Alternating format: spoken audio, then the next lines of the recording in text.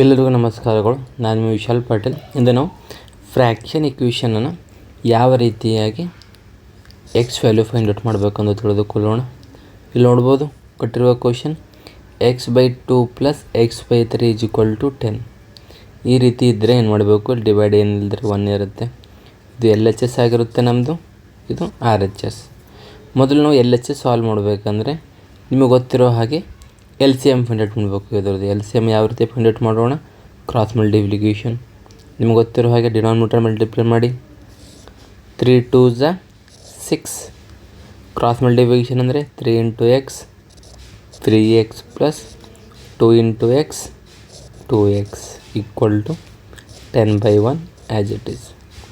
ಎರಡು ಪ್ಲಸ್ ಇದೆ, ಪ್ಲಸ್ ಇದ್ದರೆ addition. 3x + 2x is 5x / 6 = 10/1.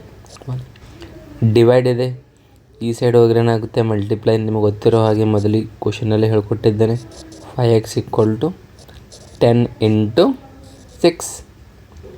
5x = 10 × 6 is 60.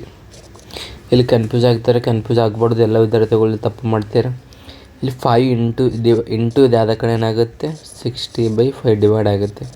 ಎಲ್ಲ ವಿದ್ಯಾರ್ಥಿಗಳು ಇಲ್ಲಿ ಹೋಗಿ ಏನು ಮಾಡ್ತಾರೆ? -5 ಬರೀತಾರೆ. ಇದು ಮಿಸ್ಟೇಕ್. ಇಲ್ಲಿ ಬಹಳ ವಿದ್ಯಾರ್ಥಿಗಳು ತಪ್ಪು ಮಾಡ್ತಾರೆ. x is ಇಂಟು ಹೇಳಿದ್ರೆ ಡಿವೈಡ್ ಆಗುತ್ತೆ. 5 × 1 = 5 1 ಉಳಿತು 10 5 × 2 = 10. ಆದ ಕಾರಣ x = ಏನು ಬಂತು? 2.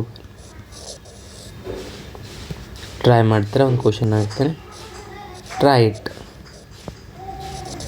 x/3 + x/2 = 20. ಟ್ರೈ. ಇದು ನಿಮ್ಮ ವಿಡಿಯೋ ಇಷ್ಟ ಆದರೆ ಲೈಕ್ ಮಾಡಿ, ಸಬ್ಸ್ಕ್ರೈಬ್ ಮಾಡಿ ಮತ್ತು ಶೇರ್ ಮಾಡಿ. ಧನ್ಯವಾದಗಳು.